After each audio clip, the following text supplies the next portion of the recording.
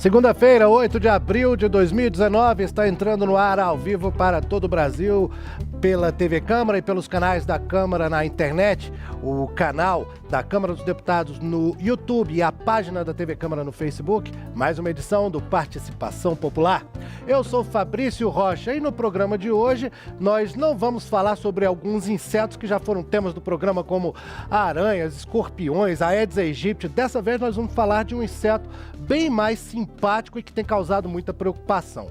As abelhas estão morrendo em quantidades absurdas, o que está causando preocupação em todo o mundo. Não é uma exclusividade do Brasil, mas aqui no Brasil esses números têm crescido numa proporção muito acima do que vinha acontecendo.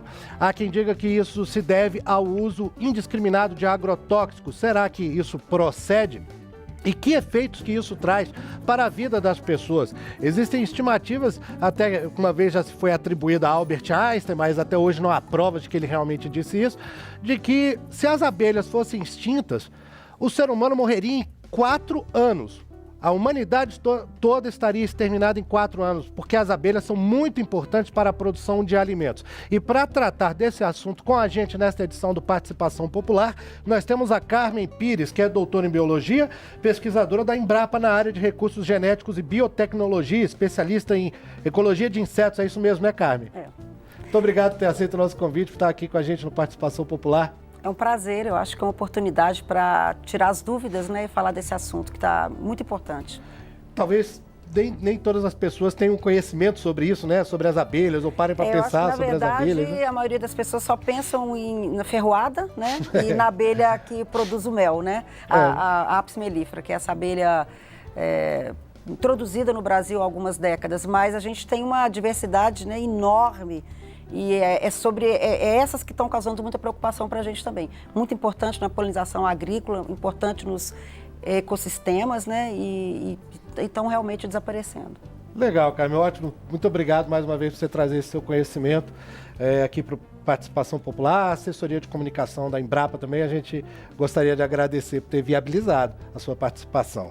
Nós temos ainda o Rodrigo Justus, que é engenheiro agrônomo, advogado e assessor da Comissão de Meio Ambiente da Confederação Nacional de Agricultura e Pecuária. Isso mesmo, né, Rodrigo? Isso mesmo, obrigado aqui pela participação. Esse é um assunto de alto interesse para o setor agrícola.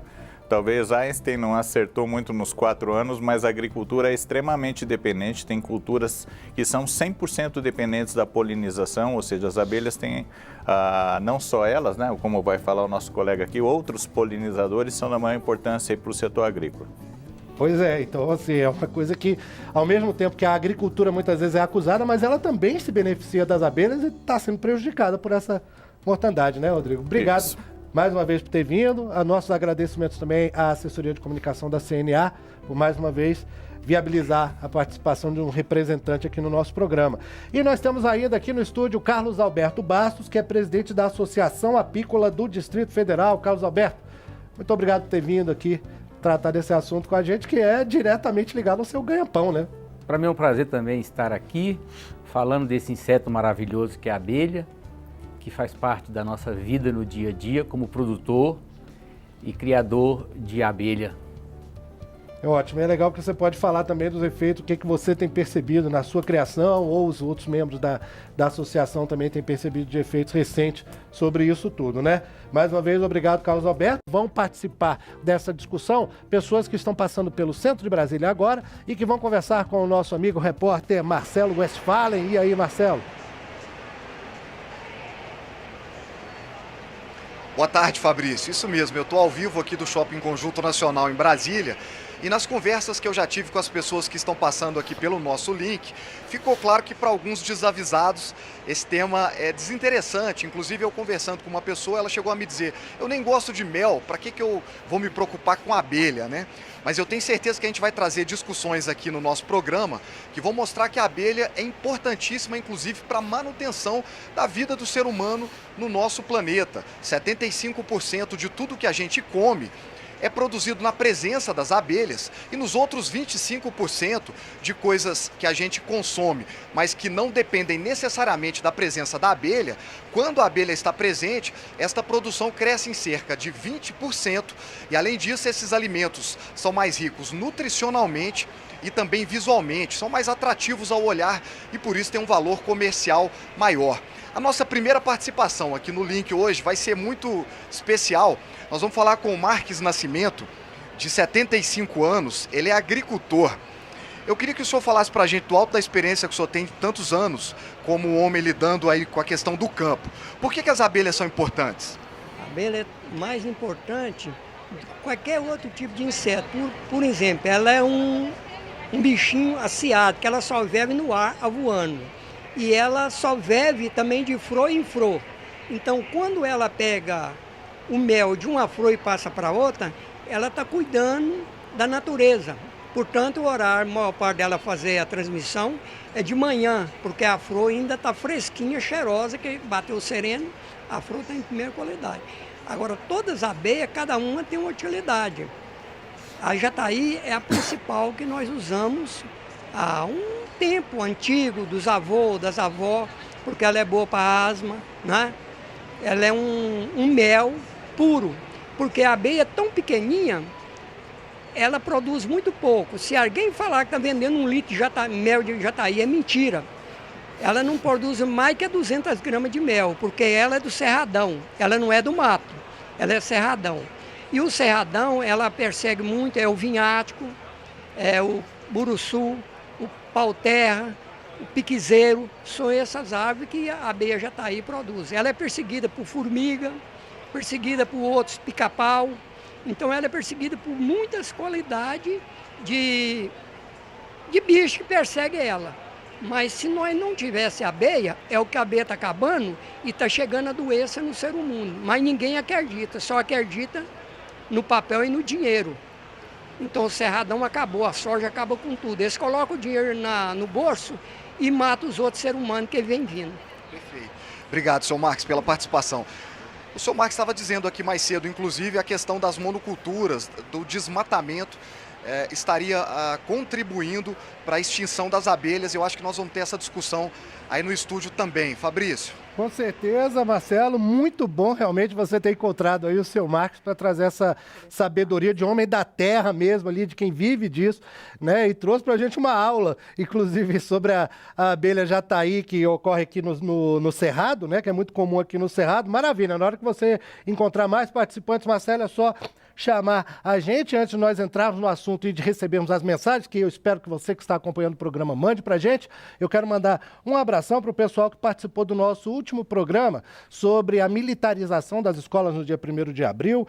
Algumas pessoas que não teve como a gente discutir a mensagem delas durante o programa, mas eu quero registrar a participação do Raimundo Feitosa, de Goiânia, da Maria da Penha, aqui de Brasília, do Rafael Bassoni, que mandou para a gente um e-mail, ele não disse de onde parece que é do Espírito Santo, não ficou muito claro. A todos um grande abraço, espero que estejam com a gente nessa edição também do Participação Popular sobre as abelhas. Eu vou começar falando com o Carlos Alberto Bastos, que é apicultor.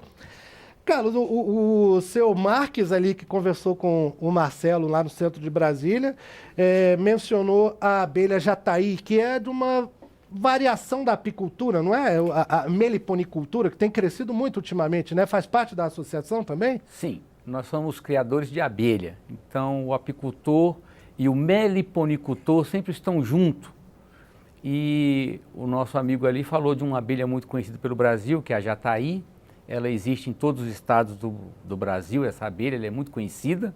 Uma abelha muito pequenininha, produz um pouquinho de mel e um mel muito valioso, né? Esse mel tem muito valor no uso para doenças e algumas coisas. Ele diz que é bom para asma. Exatamente, a parte respiratória realmente esse mel é muito bom. Essa abelha faz parte de várias espécies de abelhas nativas que temos no Brasil. A Apis mellifera é uma abelha introduzida no Brasil. Que é a abelha tradicional que todo mundo reconhece, né? Amarela e preta. Amarela e preta, produz bastante mel, mas nós temos na natureza, no nosso cerrado, na nossa Mata Atlântica. No Brasil, mais de 300 espécies de abelhas nativas do Brasil. Essas abelhas também estão sendo extintas também por vários motivos. Bom, eu tenho a informação de que aqui no Brasil existem cerca de 1.600 espécies de abelhas entre as nativas e as introduzidas. E é isso que eu queria perguntar para Carmen Pires, que é da Embrapa, pesquisadora dessa área. Esse número procede, Carmen? E como é que as pessoas podem reconhecer as abelhas? Será que tem muito bichinho que as pessoas pensam assim, isso é uma vespa? Com certeza. E na verdade é uma abelha? Dá para confundir, mas o número catalogada já, nós temos em torno de 1.700 catalogadas. Estimativa de que a gente pode ter até 3.000 espécies ou mais. São desconhecidas em geral, né? Desconhecidas. E são abelhas nativas da região neotropical, né? Dessa nossa região aqui, da faixa próxima dos trópicos e subtrópicos. E você falou um outro número, você perguntou sobre... a gente estava falando as desse espécies número... nativas, as introduzidas, né? Introduzida, nós temos a Apis mellifera, que é essa abelha que o pessoal cria em escala para a produção de mel. Tanto a europeia quanto a africana, né?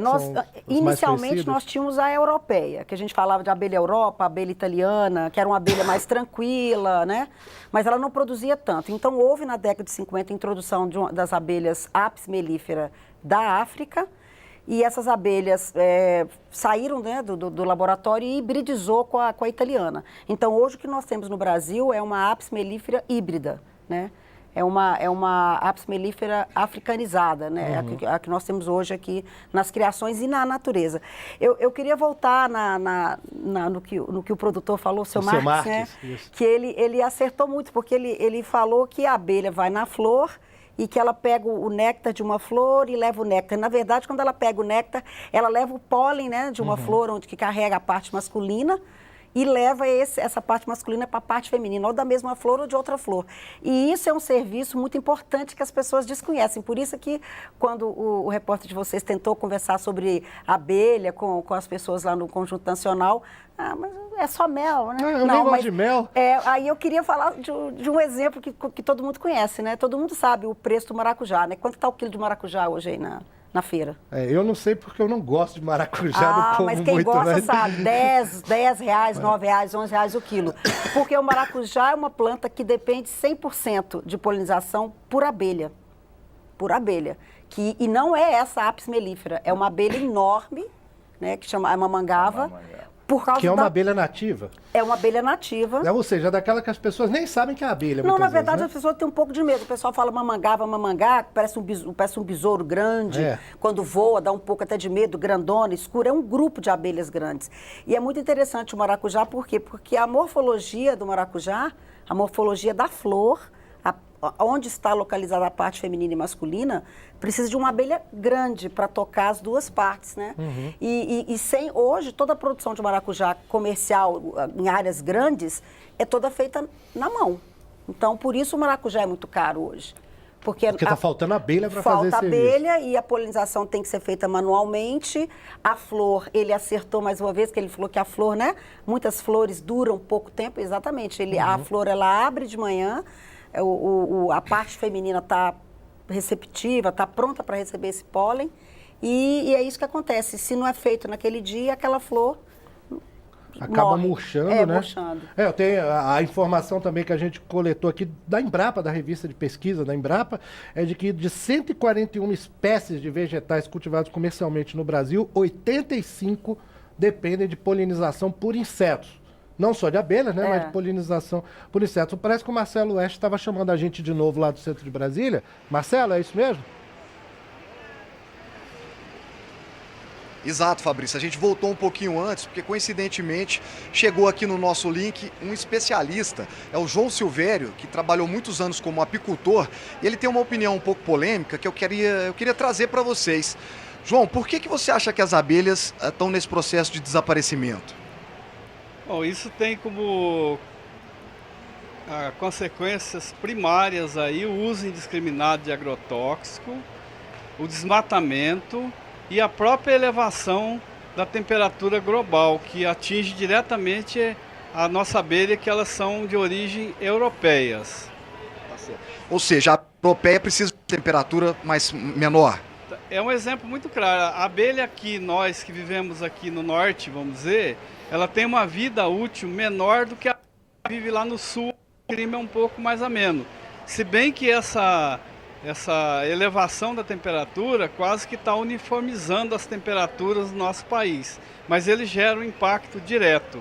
Agora, aliado o impacto da elevação da temperatura, o desmatamento, que inclusive mexe no próprio habitat natural dela, hoje elas têm dificuldade, inclusive, até para localizar um oco de pau lá para poder fazer a sua casa. Então, assim, essas três coisas aliadas está levando aí ao desaparecimento das abelhas, que pode causar consequências imediatas, como algumas plantas que inclusive não vão conseguirem mais se perpetuar na natureza sem essa intervenção direta da abelha na polinização.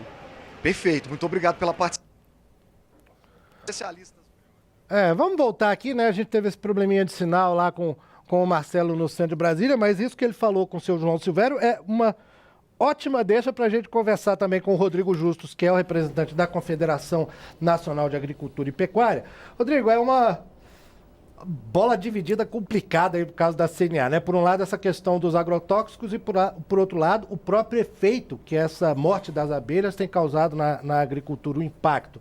A gente falou aqui, eu trouxe esse número, né, de 141 espécies cultivadas comercialmente, 85 dependendo de polinização por insetos, e o seu João Silvério falou que as consequências são imediatas. Já é possível perceber em alguns tipos de lavouras aqui do Brasil efeitos dessa morte de abelhas mais alta do que a média dos últimos anos?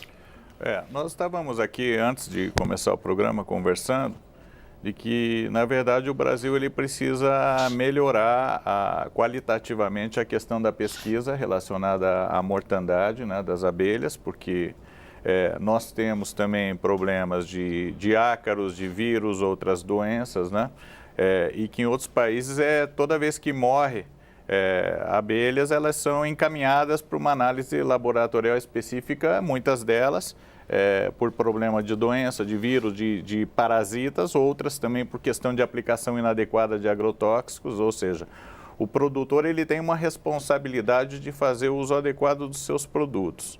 Nós sabemos, por exemplo, que é possível reduzir 80% a mortandade de uma abelha, do conjunto de uma colmeia, se uma aplicação for feita num horário que não seja o horário de visitação, que, como falou lá o apicultor, durante o período da manhã, quando as flores abrem e que as abelhas fazem aquela perambulação, né? De outro lado, o Brasil ele tem, na sua legislação, a reserva legal, a área de preservação permanente, são áreas aonde, tendo em vista que na lavoura em si, não se forma a colmeia e nem muito menos se monta lá o favo e tudo mais, né? Isso ocorre mais no ambiente florestal que está na reserva, que nós temos reserva de 20%, 35% e até 80% no caso lá da Amazônia, o que nós não vemos em outros países, né? Até os Estados Unidos tem um programa agora, chama Bee Friendly, que é a agricultura amigável com as abelhas, e que é, na verdade, o plantio de uma faixa de 5 metros de largura de flor no meio de uma lavoura enorme, e aquilo é considerado suficiente para as abelhas, embora numa aplicação de produto, né, acaba que... se vier de avião pulverizando ali... Não, pelo próprio não tem trator, jeito, uma né? faixa de 5 metros de largura, você passa de um lado, passa do outro, você acaba atingindo. Ou seja, o produtor ele tem uma responsabilidade de fazer o uso adequado dos produtos, tem horários para fazer isso, certo? E a questão que você bem falou, né? O agricultor ele é dependente da polinização, culturas mais, culturas menos. Pega melão, né? Pega aí melancia, melancia, maçã, cucurbitáceas em geral. Você tem um conjunto de espécies que são extremamente dependentes e outras não, né? Então, até na Europa e Estados Unidos existe o aluguel de colmeia para polinizar lavouras, né? O apicultor leva um caminhão cheio de abelhas lá e fica aquilo na lavoura 2, 3 dias fazendo isso. Nós não chegamos a esse ponto, certo? Mas lá no Nordeste, onde há essa fruticultura, né, de exportação e tudo, os próprios produtores eles se tornaram apicultores, né? Porque eles foram obrigados Acho que nos Estados Unidos A polinização, ela virou um negócio, negócio é um business. mais lucro, assim, tem mais lucro, às vezes, do que o mel, né? Na questão do aluguel de caixas. Existe capacitação para esse produtor? Por exemplo, vamos falar do caso do produtor lá do Nordeste, que usa mais esse recurso. Ele é capacitado para lidar com a lavoura e, ao mesmo tempo, cuidar de abelhas também? Porque aí não há o afastamento que você sugeriu de uma reserva ambiental onde se poderia criar, né? Tá tudo junto. Ele faz, inclusive, a aplicação do produto, mas daí agora com a própria reforma trabalhista resolveu parte dos problemas das abelhas. Por quê? Porque a aplicação ideal deve ser feita no final da tarde, período noturno, e que por conta de confusões da aplicação da lei trabalhista, acabava que o produtor rural não podia usar a mão de obra no final da tarde, no período da noite e tal, porque ele tinha problemas na hora de contabilizar isso. Hoje, o produtor ele pode sim fazer esse manejo de forma adequada, e faz. Eu acho que a gente tem que pensar que a situação brasileira em relação à agricultura, ela tem vários tipos de agricultura, né? Então, nós temos as grandes extensões de monocultura, que aí basicamente são as commodities, né? Que é soja, algodão, milho. O seu Marx criticou ali, né? Exatamente, que são culturas. O milho, a polinização é vento. Né? Mas ele é visitado por abelhas, então ele não se beneficia das abelhas. Mas soja, algodão, feijão não dependem, mas se beneficiam. Já tem dados, isso são coisas recentes. Como é que se dá esse benefício cruzado, vamos dizer assim? Vou dar um exemplo para você do algodão, que é uma cultura que nós trabalhamos. O algodão, ele tem uma flor completa. Ele tem a parte feminina, a parte masculina, numa única flor. E o pólen dessa flor poliniza, né? Ele se autopoliniza a flor. Mas também, e existe polinização cruzada, o pólen de uma flor vai para outra flor. Só que o grão de pólen no algodão, ele é muito pesado, muito viscoso. Então ele tem que ter um vetor, ele tem que ter alguém que voa, né? Veículo, né? Que vai lá numa flor e leva para outra. Então, como o algodão não depende, a abelha, para o produtor de algodão, não chamava muita atenção. E o algodão, ele é uma flor vistosa, ele é amarelo, ele tem nectários florais, extraflorais, né? Então, são 5 nectários na base da flor. Ele atrai muitos insetos. Então, ele atrai insetos que se tornam praga. Então, ele é muito rico em pragas, ele é rico também em inimigos naturais e ele é riquíssimo em abelha. Só que até 15 anos atrás, você falava em abelha no algodão, não tem abelha no algodão. Nós coletamos, né, no algodão, nós descobrimos, além da Apis mellifera, que é a abelha introduzida, que hoje ela é a mais abundante nas culturas, mais de 130 espécies de abelhas nativas no algodão. As pessoas nem sabiam que aquilo era uma abelha, né? Exatamente. E aí o que acontece? Nós medimos o valor e vimos que o algodão, ele incrementa a produção de fibra, né? Ele incrementa quase 20%. A qualidade do produto. Em algumas variedades também a qualidade do produto. Isso pela polinização cruzada, polinização, né? feita pelas abelhas. E aí o que acontece? O produtor, sabendo desse valor, a abelha passa a ser um insumo. Ele manter a abelha na propriedade dele passa a ser um insumo. Então, voltando à questão, nós temos essa agricultura extensiva. Nós temos a agricultura de pequenas áreas, né? O agricultor que produz hortifruti, né? São pequenas áreas, né? Pequeno produtor. E cada realidade no Brasil é uma. No Centro-Oeste é uma realidade, na Caatinga é outra, no Rio Grande do Sul outra. Então, acho que as maneiras de mitigar o efeito de agrotóxico, porque a palavra certa é mitigação. Se você tem que usar o produto e sabe que ele é tóxico para as abelhas, você tem que tomar medidas de mitigação. Então, o Rodrigo falou sobre questão do horário de aplicação é importante, a escolha do produto é importante, como aplicar o produto também é importante. E eu acho que para a indústria, porque nós estamos falando muito do produtor, eu gostaria que tivesse aqui um representante de quem produz, né, esses agrotóxicos. Para a indústria, o que a indústria tem que fazer é investir em produtos menos tóxicos. Já temos tecnologia aí que precisa de produção em escala. A indústria precisa produzir agentes de controle biológico. E já tem muita informação na academia, tem muitos projetos na própria Embrapa, nas universidades, nessa linha de agentes de controle biológico. O que precisa? Transformar isso em tecnologia, transformar isso em escala. Porque a nossa agricultura de exportação é uma escala gigantesca. Nós estamos falando, gente, em 10 mil hectares de algodão, quase que contínuo. Então, essa logística do controle de pragas, né, é isso que nós precisamos investir. E mostrar para o produtor que a abelha é um insumo. Ele tendo a abelha, ele pode ter um incremento considerável. Mas a gente precisa também estudar, porque isso depende muito da variedade também. Um país que é tão grande produtor, exportador agrícola, existe muita escala para se fazer isso. Justifica-se o investimento. Justifica né? o investimento. E só complementando, é preciso que a gente tenha uma coisa em mente. O uso do agrotóxico, ele é um custo para o produtor, que pode ser de 10% a 50% desse custo. Se ele aplicar muito, ele vai ter prejuízo. Então, na verdade, o produtor ele não quer ficar aplicando. Muitas vezes, até por aplicar menos, acaba que ele cria uma resistência nessas pragas e doenças. Então, na verdade, o produtor ele tem que seguir estritamente a norma técnica, fazer o manejo integrado de pragas. O manejo integrado é um jeito que você faz o controle das pragas com a menor quantidade de produto, ou seja, a capacitação dos produtores ela é essencial nesse processo. Não só pela questão do polinizador em si, mantê-lo, mas pela questão da sobrevivência dele como produtor economicamente. Então, a capacitação é a chave. E para a capacitação nós temos que ter informação. A informação ela vem da pesquisa, né? E a biotecnologia mas extensão a utilização. Rural, né? Porque Extensão rural, exatamente. Exato, nós precisamos de uma extensão rural que chegue no produtor. Ele precisa de informação. Você falou muito bem, o MIP, o Manejo Integrado de Pragas. A base do MIP é monitoramento. Isso normalmente é um papel da Emater aqui no Brasil, né? É um papel da Emater. A Emater que tem em várias cidades, né? Em várias Mas hoje regiões nós temos rurais. muita extensão privada também. né? Extensão privada, as próprias empresas, né? E também é o que ela falou, a questão de novos produtos. E que é uma dificuldade, porque para produzir, entre pesquisar e lançar um produto são 10 anos, né? Tem que testar o produto, tem que testar com insetos, tem que ver essa questão do resíduo, tem né? que ter escala. Todas as questões. Então, nós estamos evoluindo muito.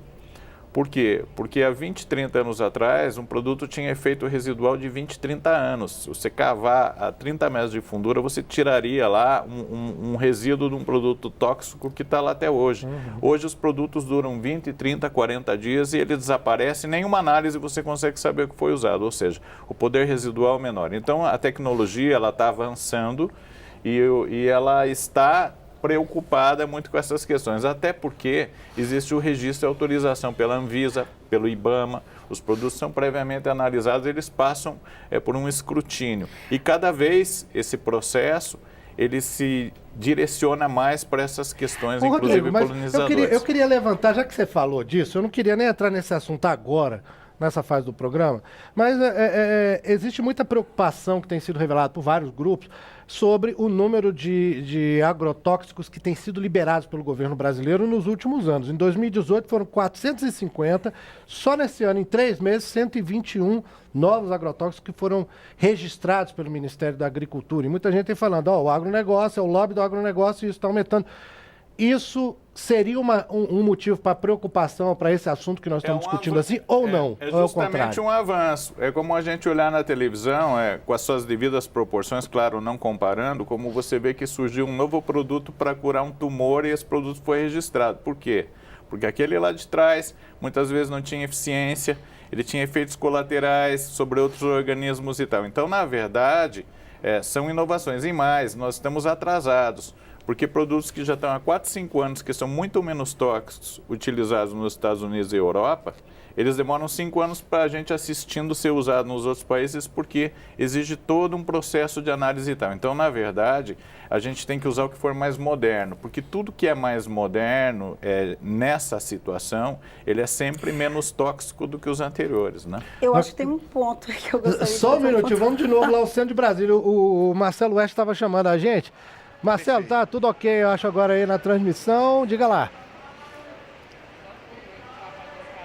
Fabrício, aquela hora a gente teve uma interrupção, mas acho que agora vamos seguir tranquilos. Até agora nós tivemos a participação de 2 pessoas, uma que trouxe um conhecimento mais rústico, do homem do campo mesmo, e outro que trouxe um posicionamento mais técnico. E agora nós vamos entrar aqui com a Marilda Medeiros, que ela é pastora, e a Marilda diz que não é grande conhecedora do assunto, mas queria tirar uma dúvida com o pessoal do estúdio. Marilda, boa tarde, qual a sua dúvida? Boa tarde. A dúvida é qual seria o impacto, né, da extinção das abelhas no planeta? Como é que ficaríamos como ser humano nesse planeta? Perfeito. Muito obrigado pela sua participação. Fabrício. Valeu, boa pergunta, simples, direta. Quem que se habilita a A responder? nossa doutora aqui, Doutora acho que ela está Carmen. mais habilitada. É, Qual o nome dela, Maria? é a Marilda Medeiros. Marilda, a abelha na natureza, ela tem um papel importante, que nós já falamos aqui, de polinização, né? Que é a formação dos frutos nas plantas. Então, com certeza, uma mudança muito drástica nos ecossistemas, né? E na questão da agricultura, nós teríamos uma alteração grande dos nossos hábitos alimentares, ou para consumir alguns produtos, nós estaríamos pagando bem mais caro do que a gente paga hoje, né? Eu não ousaria dizer sobre a extinção do ser humano, mas com certeza uma adaptação alimentar, uma adaptação na produção e nos ecossistemas, nós podemos ter um efeito em cadeia, né? Plantas poderiam ser extintas, populações de plantas, animais que dependem dessas plantas poderiam sofrer algum problema.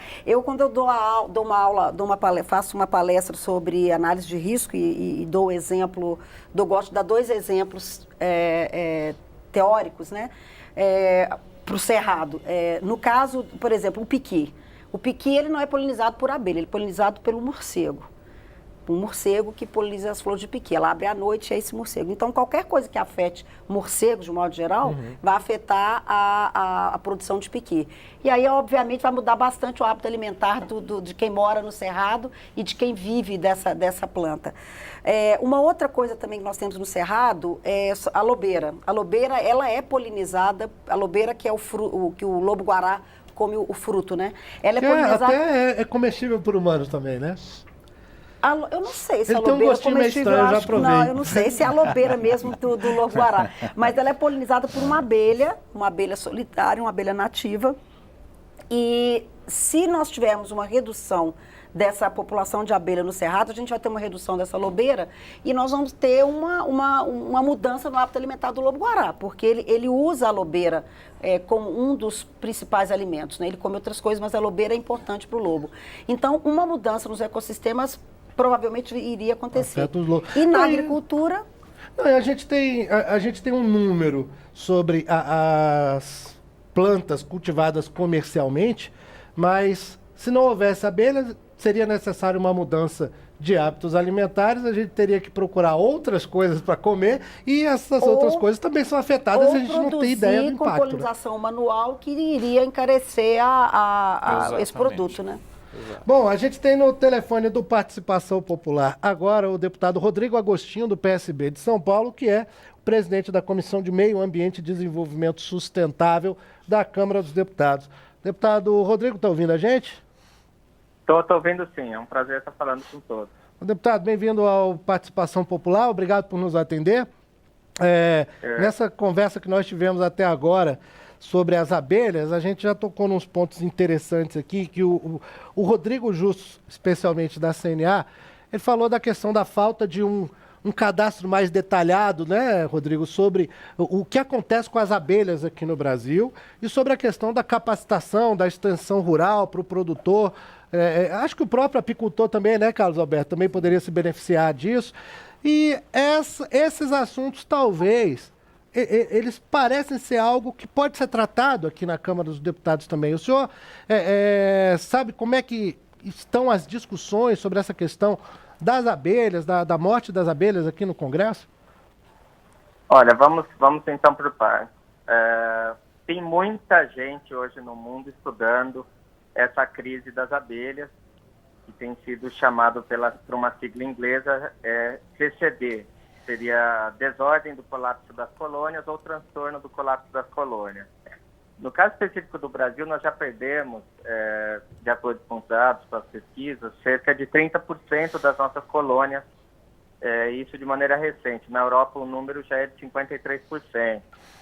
No caso específico do Brasil, 80% dos enxames que foram monitorados e que entraram em colapso foi pela utilização de venenos. Nós temos um dado muito recente que nos últimos 3 meses, principalmente no Rio Grande do Sul, a gente perdeu algo em torno de 500 milhões de abelhas. E a maior parte disso é por conta da utilização de venenos, principalmente inseticidas, e tem sido apontado também alguns fungicidas, né? Esses inseticidas são praticamente de 3 grupos de neonicotinoides. Os neonicotinoides são oriundos da nicotina, a fórmula é oriunda, né? E aí a gente teria o imidacloprida, a clotionidina e o tiametoxan. E também mais um que é o fipronil. Então o que a gente tem são substâncias químicas lançadas para a natureza, enfim, pelo homem, causando isso de maneira muito clara. Nós tivemos recentemente o Ministério da Agricultura liberando 86 novos defensivos agrícolas. A bem da verdade, a maior parte deles já são defensivos conhecidos do mercado brasileiro. Muitos já perderam a patente, então podem ser chamados de genéricos. Isso vai baratear o custo do defensivo, do agrotóxico, enfim, para o agricultor, mas pode colocar ainda mais em risco essa situação das nossas abelhas.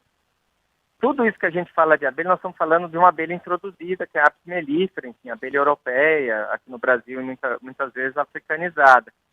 A gente não tem pesquisas no Brasil sobre as nossas abelhas nativas, enfim, pesquisas consolidadas mostrando o tamanho do estrago em relação a outras abelhas nativas e outros insetos importantes. Mas é visível o colapso que a gente está tendo nas cidades brasileiras em relação às aves insetívoras, aves que se alimentam de insetos, né? Sem insetos também não temos essas aves. Sem abelhas, 60% dos 141 produtos agrícolas do Brasil que são polinizados por abelhas terão redução drástica de produção, de produtividade. Então Deputado, é um problema que precisa ser debatido. E o senhor tocou nessa questão também dos defensivos que são usados aqui no Brasil. No caso do fipronil, por exemplo, ele foi proibido na França em 2004, há mais de uma década já foi banido pela União Europeia, e alguns desses neonicotinoides também. O Congresso Nacional não é um órgão técnico, embora seja muito bem assessorado até nessas áreas técnicas. E nesse aspecto, existe uma preocupação, alguma movimentação também para trabalhar no banimento dessas substâncias aqui no Brasil pelo Congresso? A Comissão de Meio Ambiente, em conjunto com a Comissão de Direito do Consumidor e a Comissão de Seguridade, vão ouvir essa semana a ministra da Agricultura, e eu acredito que o principal assunto vai ser essa liberação de 86 substâncias, enfim, de 86 defensivos agrícolas, e eu acho que o Brasil já deveria estar caminhando, pelo menos em relação a moléculas obsoletas e moléculas que, de maneira comprovada, causam danos às abelhas. O Brasil já deveria estar caminhando nessa direção. Então, nós vamos fazer uma oitiva em relação ao ministro da Agricultura, vamos ouvir na mesma semana também o ministro do Meio Ambiente, que é o órgão que, em conjunto com o Ministério da Agricultura e com o Ministério da Saúde, fazem a liberação desses venenos. Então, nós vamos ouvir, porque nós podemos estar diante de um colapso de boa parte dos nossos produtos agrícolas, se a gente tiver o colapso efetivo, enfim, da população de abelhas. Então, eu acho que o Congresso tem a obrigação de discutir esses temas, a gente precisa se aprofundar. O Brasil é signatário do princípio da precaução e do princípio da prevenção, onde, existindo um risco de algo acontecer, nós temos que tomar as providências necessárias. Tá certo, deputado Rodrigo Agostinho, do PSB de São Paulo. A gente pode falar com ele? Pode sim, a Carmen está querendo fazer alguma pergunta. Eu já ia encerrar aqui, mas a Carmen... Não seria uma pergunta, é uma informação. Sim. É uma informação. Os processos de análise de risco de agrotóxico no Brasil, eles estão sofrendo algumas alterações. Eu falo em relação ao meio ambiente, no IBAMA. Porque o que é feito atualmente é uma análise de toxicidade aguda, usando o Apis mellifera como um organismo modelo. Toxicidade aguda é mata ou não mata. Então, se aplica, vê lá a dose, né, a DL50, mata ou não mata. Só que Nós sabemos que nas abelhas, o deputado, né, citou a questão dos neonicotinoides, eles têm um efeito, eles muitas vezes eles não matam. Não imediatamente, são acumulativos. Eles não matam, mas assim. eles têm um efeito subletal. Então, eles podem desorientar as abelhas, porque o efeito dos neonicotinoides, bem, o deputado lembrou bem, eles vêm da nicotina, eles afetam o sistema nervoso central do inseto. E eles são moléculas, pensando na escala eu não sou especialista em agrotóxico, mas pensando na escala aí dos produtos, eles vieram para proteger mamíferos, pensando no ser humano. E no caso dos insetos, eles têm um efeito generalizado, porque ataca o sistema nervoso central, então vai inseto que é praga e inseto benéfico. Tá? Com isso, eles começaram a desorientar as abelhas, né? Porque ela perde o rumo de casa, essa comunicação abelha-abelha, né? Porque a abelha acha uma flor, volta para o ninho, tem uma comunicação. Então, voltando à questão dos processos de análise de risco. Já tem, desde que começou a surgir esses problemas de mortalidade de abelha, aqui no Brasil, o IBAMA puxou 4 produtos, eu estou lembrando aqui quais são, e esses produtos estão sendo reavaliados pelo IBAMA. E, paralelamente... São dessas moléculas obsoletas? São neonicotinoides. E, paralelamente, o IBAMA está aprimorando os seus processos de análise de risco. Então, hoje, já entendendo que tem efeitos subletais, que tem, por exemplo, tem uma abelha nossa, muito importante, o Carlos sabe que o pessoal produz ela para produção de mel, que é a Melipona quadrifaciata, a mandaçaia. Ela usa barro, ela coleta barro para proteção do ninho, para fazer a boca do ninho. E se ela coleta barro, qual que é o contato dela com um inseticida de solo? Através dessa coleta. Então, hoje o IBAMA realmente está implementando o processo de análise de risco, que leva em conta as rotas de exposição, as diferentes rotas de exposição. Então, a pergunta é, como que uma abelha vai estar exposta a esse produto? Pode ser via aplicação, via coleta de produtos contaminados. Então, eu só queria dar essa informação para o deputado Rodrigo, que o IBAMA já está com esses processos e eu vou mandar para o e-mail dele esses documentos. Sim, né? O deputado, inclusive, se quiser falar aí como que o cidadão pode participar, os especialistas, as entidades podem participar também das audiências, essas audiências que vão ser feitas pela comissão. O senhor teria como dar uma dica aí para o pessoal? Sim. Na página eletrônica da Câmara tem os dados da Comissão de Meio Ambiente. Nós estamos abertos a receber qualquer tipo de sugestão. Nós vamos estar fazendo algumas audiências para discutir temas relacionados à questão de agrotóxicos. Nós teremos uma que está para ser agendada relacionada à questão do glifosato.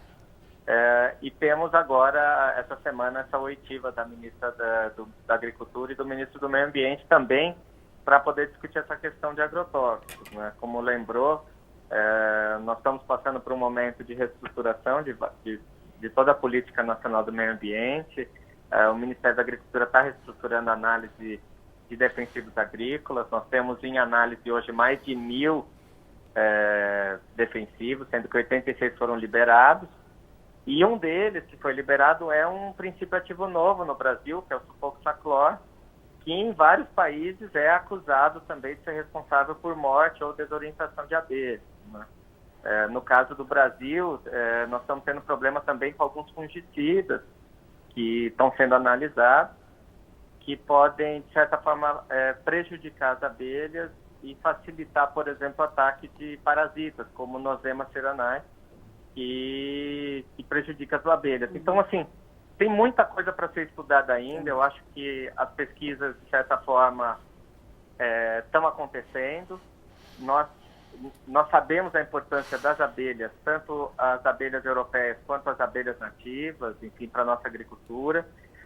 O setor da agricultura, que tem sido resistente a discutir essa questão dos defensivos, precisa estar atento a essa questão, até porque, acabando as abelhas, a gente teria um impacto pesado na produção agrícola do Brasil.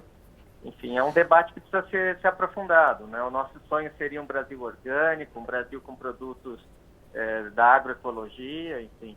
Mas a gente sabe que o grosso da nossa produção agrícola ainda é dependente de defensivos agrícolas. Então, nós precisamos fazer esse debate. Esse debate precisa acontecer com urgência, porque o estrago está acontecendo. A gente viu que o desastre que foi em relação às colônias de abelha no sul do país no início desse ano. E a gente precisa investir em ciência, precisamos investir em pesquisa, aproveitar o conhecimento de países que já estudaram o efeito desses venenos das abelhas e também fazer o banimento de algumas substâncias. Então, tem um desafio aí colocado na mesa e nós estamos à disposição para ouvir a todos. Maravilha. Deputado Rodrigo Agostinho, PSB de São Paulo, muito boa sorte nessas audiências, nessas discussões que vão ser feitas na Comissão de Meio Ambiente da Câmara, da qual o senhor é o presidente. Muito obrigado por ter estado com a gente aqui no Participação Popular. Grande abraço. Grande abraço a todos. Valeu. Valeu, deputado. A gente recebeu a mensagem de um espectador frequente, regular, aqui do Participação Popular, que por acaso é apicultor, o Jairo Machado, de Joia, do Rio Grande do Sul. Ele diz: eu sou apicultor, aqui na nossa região foram mortas milhares de abelhas por conta de agrotóxicos. Então eu pergunto, como fica essa situação? Agricultores aplicam agrotóxicos indiscriminadamente, matam abelhas e fica por isso mesmo, nada acontece. Se acabarem as abelhas, acaba a humanidade. Está aí a mensagem do Jairo. E vamos de novo ao centro de Brasília. O Marcelo Oeste estava chamando a gente. Diga lá, Marcelo. Fabrício, de novo uma participação muito importante, e eu acho que o nosso amigo Jonathan Félix, que é publicitário, tem uma dúvida que vai trazer um questionamento aí que com certeza quase todos nós temos. O Jonathan diz que tem medo de abelha. Por que isso, Jonathan? Eu já presenciei um ataque há mês passado, né, no caso. E foi uma situação muito até perigosa, né? Porque eu vi, era um casal, né? Eles estavam passando na avenida e eles foram atacados, assim, do nada. Foi uma coisa, foi muito rápido até, porque ataques assim acontecem do nada, né? E aí eles foram tirando as roupas, foi uma coisa bem, assim, a gente fica até aflito, né? E a gente, no dia que eu estava presenciando, tinha outras pessoas vendo também, aí até chamaram os bombeiros e tal, e aí eles conseguiram sair, né, da situação, mas foi bem difícil, viu? Entendi. E o Jonathan estava me perguntando aqui agora mesmo no link, numa situação dessa, o que a gente tem que fazer? Quer dizer, quem tem abelhas em casa, avistou algum de abelhas, a dúvida dele é o seguinte, a forma como ele me perguntou. O que eu faço? Eu mato, eu chamo a Defesa Civil, chamo o bombeiro? Eu acho que esse é um questionamento importantíssimo, porque eu sei que muita gente em casa também tem essa dúvida, né, Fabrício?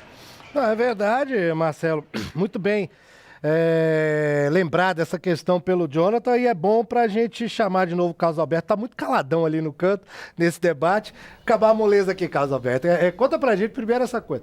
A abelha ataca do nada realmente, como disse o Jonathan? O nosso amigo Jonathan passou por uma situação difícil, e esse casal também. Até nós que somos apicultores, respeitamos muito as abelhas, porque realmente elas são muito... defensiva. A palavra correta é essa, a abelha é defensiva. Ela não ataca nada por nada. Então, não é sem motivo nenhum. Sem né? motivo nenhum. Infelizmente, esse casal deveria estar passando por aquele local e, por algum motivo, essas abelhas estavam defensivas. Ou algum animal, ou alguém mexeu com elas, aconteceu alguma coisa naquele momento e as abelhas estavam alvoroçadas, estavam atacando ali todo mundo, porque é normal delas acontecer isso. Aqui em Brasília, principalmente, por nós termos muita área verde, então temos muitas abelhas instaladas próximo das nossas casas. Isso não é bom, porque as abelhas, quando chegam, elas são mais calminhas, são menos abelhas, e aquele momento é até bonito. Achou muito bonito ter aquela abelha próximo de casa. Mas com o tempo elas vão crescendo, o enxame vai aumentando, e elas vão ficando mais defensivas, guardando o seu patrimônio, que são crias e os produtos que elas têm lá para se alimentar. Dependendo de onde ela monta a colmeia, fica uma relação tensa, né? Tensa, exatamente. O que eu aconselho ao nosso amigo Jonathan e os telespectadores é que, caso encontrem algum motivo para retirar algum enxame, queira alguma coisa, que procure o apicultor. Na verdade, os bombeiros não são a pessoa certa a ser chamada para fazer essa remoção dos enxames. Então, a Associação Apícola, aqui no DF, tem uma equipe de associados, eles são treinados para isto. Para remover o enxame, exato. Nem todos os casos podem ser removidas, nem todos os casos conseguimos retirar um enxame por completo e levar ela para um local seguro. Tem caso que será exterminada mesmo, vamos ter que matar essas abelhas porque elas não são, o local não tem acesso para retirar. Né? Mas o importante é saber que a abelha é defensiva, ela não ataca do nada e que são perigosas mesmo. É um inseto que tem veneno, e esse veneno é muito perigoso, muito tóxico mesmo, e ocasiona até mortes. Para algumas pessoas que tem alergia, né, ao ataque, pode ser até letal. Agora, tem um telefone de contato, um e-mail para o caso assim, de Distrito Federal e em torno, quem procuraria, se quiser, pode nós dar. Nós temos um e-mail que é aapdf@gmail.com. AAP. aapdf@gmail.com. Certo, que aí quem quiser pode entrar em contato pelo e-mail e pedir, solicitar essa remoção do enxame, né? O Valdomiro Trento, nosso espectador de Santos, São Paulo, diz: abelhas e outros insetos, juntamente com o vento, colaboram com o meio ambiente. Por outro lado, o Poder Legislativo e os executivos municipais deixam de fiscalizar os cumprimentos das leis. Isso é que nós, eleitores, devemos estar cientes e cumprirmos a nossa missão. Rodrigo, faz sentido isso que o Valdomiro está falando? Eu lembrei daquilo que você disse sobre a questão da forma de pulverização, das áreas que devem ser reservadas. Existe fiscalização de fato para isso? Na verdade, não tem como no atacado se fiscalizar todo o território nacional, não é verdade? A questão é que também isso não é competência do município nem do estado, vamos dizer assim, não estão preparados e fazendo isso. Mas eu quero destacar duas coisas. Primeiro, que as boas práticas adotadas pelo produtor, elas reduzem drasticamente esse risco, ou seja, o produtor que faz a coisa certa, ele está reduzindo o risco de mortandade. E também tem um outro aspecto em relação a algumas mortandades aí detectadas, que ocorreu prejuízos ao apicultor, mas que o apicultor muitas vezes ele não é proprietário das áreas onde ele solta as suas colmeias.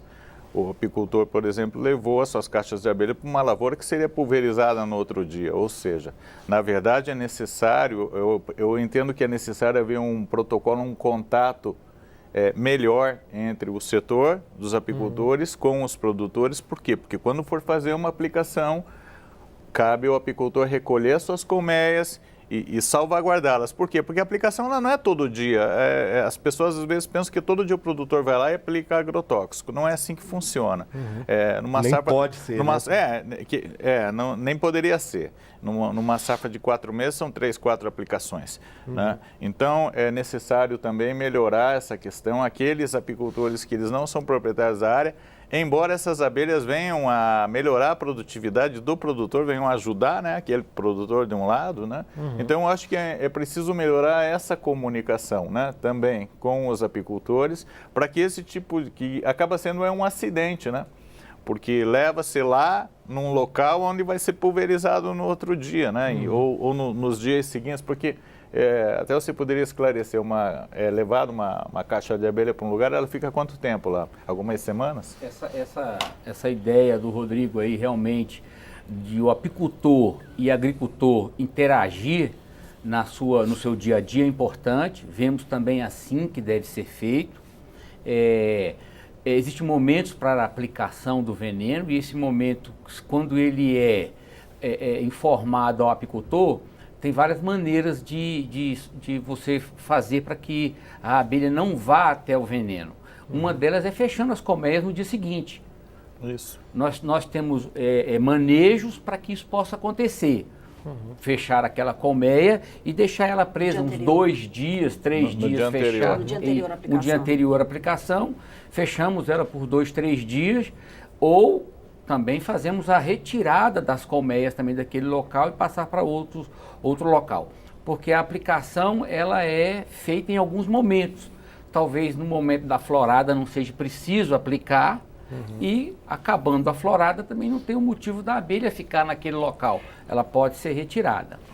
Bom, a gente está chegando no finalzinho do programa, eu quero fazer um esclarecimento. A produção do nosso programa tentou localizar um deputado integrante da Comissão de Agricultura e Pecuária da Câmara dos Deputados, o deputado Neri Geller, do PP do Mato Grosso, mas nós não conseguimos efetuar a ligação realmente com o deputado, né? Fica registrado aqui que nós tentamos ouvir os dois lados, né, daqui da Câmara, dentro da Câmara, representantes da população, mas não...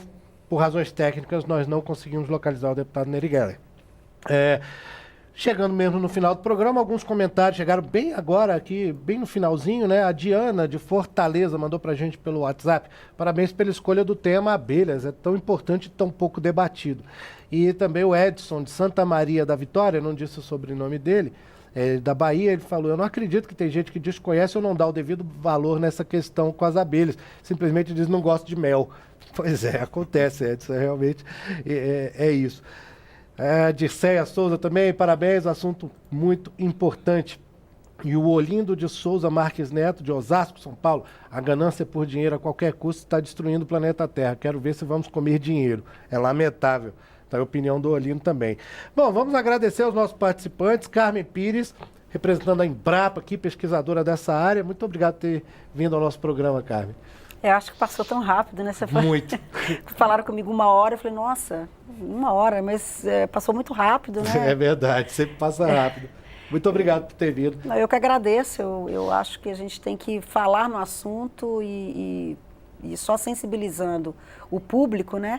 É que a gente vai conseguir que os setores envolvidos no assunto sentem e procurem maneiras de mitigação. Eu acho que é por aí. Espero que essa conversa aqui, nossa, seja um pouquinho do que é tudo necessário realmente, Carmen. Muito obrigado. Rodrigo Justo, representando a CNA, muito obrigado por ter estado aqui com a gente. Obrigado. Nessa edição de participação. Agradecemos aqui o convite. Esse é um tema da hora, né? Esse assunto está nos jornais aí direto nessa questão e nós temos que seguir discutindo e melhorando também nosso sistema de produção, né? Para que nós tenhamos sempre um resultado positivo aí com a polinização. Verdade, Rodrigo. Muito obrigado mais uma vez. Carlos Alberto Bastos, presidente da Associação Apícola do Distrito Federal, muito obrigado por ter estado com a gente nesse programa. Eu que agradeço. Um momento muito importante para nós discutir esse tema tão importante para a apicultura e estamos à disposição em nossa Associação Apícola aqui no DF. Maravilha, Carlos. E muito obrigado a você que nos acompanhou nessa edição do Participação Popular. Mais uma vez, eu sou Fabrício Rocha, um grande abraço, a gente se fala, a gente se vê. Tchau.